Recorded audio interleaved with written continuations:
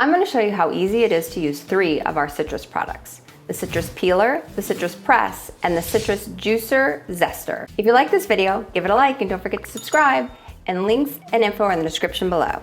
The first thing you're going to want to do for the citrus press is to cut your lemon or your lime in half. I have about a small lemon, so they say for a small or medium-sized lemon, you're going to want to put it in cut side down, but if it's a larger lemon, you're going to put it in cut side up, or lime.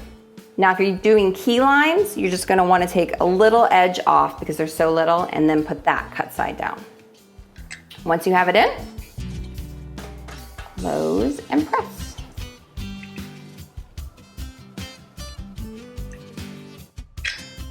And that's it. Just take that half out, and if you need to do the other one, same thing. Set it in, press.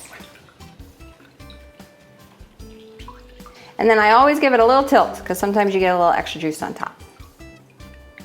With the citrus juicer and zester, you have the option if you just need to zest something, or if you just need to juice something, or you need to do them both at the same time.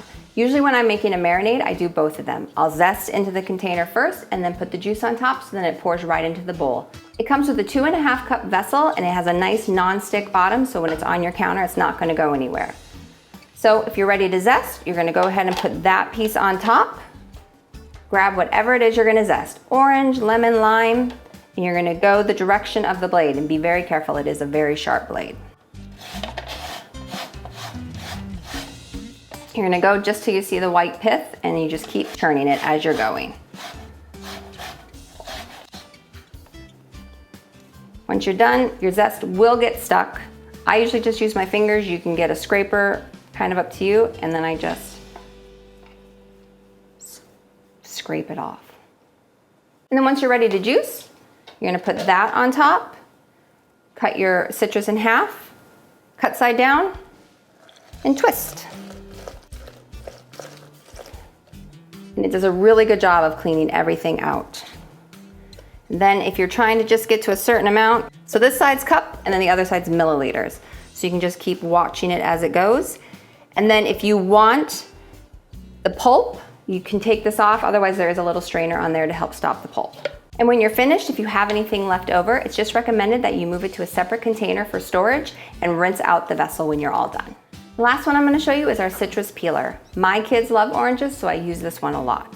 You're just going to take your orange. I always start on the end that kind of looks like it has a hole in it, and you have the hook with a little point on it, and you're going to stick that edge in and work your way all the way around the orange until you get back to the other side. Then you're going to turn it and do that again.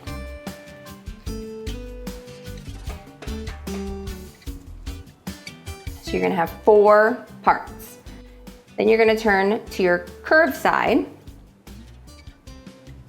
work it under one edge, and just slowly pull it around. Off it comes.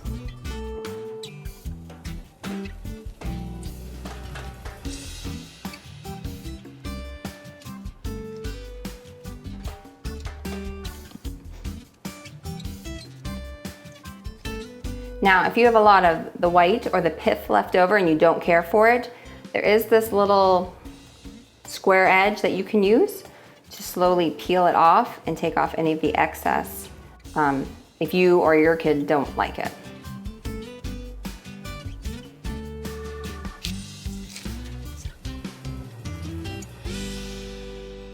Quick and easy. I hope you found this helpful, and I'll talk to you guys next time. Bye.